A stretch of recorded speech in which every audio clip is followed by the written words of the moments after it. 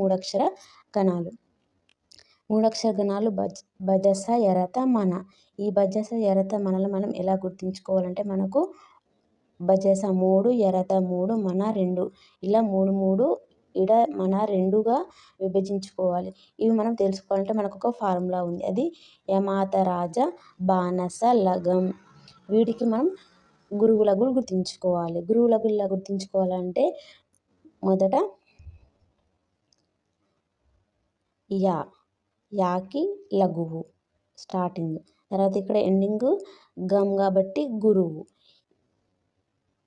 లఘువు తర్వాత 3 వరుసగా గురువులు, ఇక్కడ గురువు తర్వాత 3 వరుసగా లఘువులు. ఇక్కడ గురువు పక్కన లఘువు, ఇక్కడ లఘువు పక్కన గురువు. ఇప్పుడు మనం ఈ 3 అక్షర గణాలకి ఏమేం గణాలు వస్తాయి పెట్టుకోవచ్చు. మొదట బాకి ఏముంది గురువు లఘువు లఘువు, గురువు లఘువు లఘువు. తర్వాత జాగనంకి ఉంది లఘువు గురువు లఘువు, లఘువు గురువు లఘువు. తర్వాత సాగనంకి ఏమేమి వచ్చాయి లఘువు లఘువు గురువు, లఘువు లఘువు గురువు. మనం ఇలా కాకుండా ఇంకొక పద్ధతి కూడా తెలుసుకుందాం.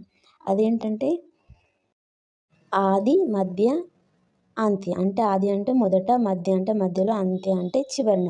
ఇక్కడ ఆది అంటే మొదట గురువు 2 లఘువులు, మధ్యలో గురువు అటు ఇటు లఘువు లఘువు, అంత్యలో అంటే చివరిలో గురువు 2 లఘువులు. సేమ్ ఇలాగే ఇప్పుడు లఘువుతో మనం యరతకి పెట్టుకుందాం.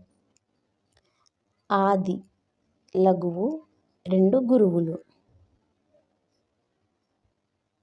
తర్వాత మధ్య లఘువు అటు ఇటు గురువు, తర్వాత అంత్య లఘువు 2 గురువులు, తర్వాత మాకి 3 వరుసగా గురువులు, నాకి 3 వరుసగా లఘువులు. ఇవి 3 అక్షర గణాలు.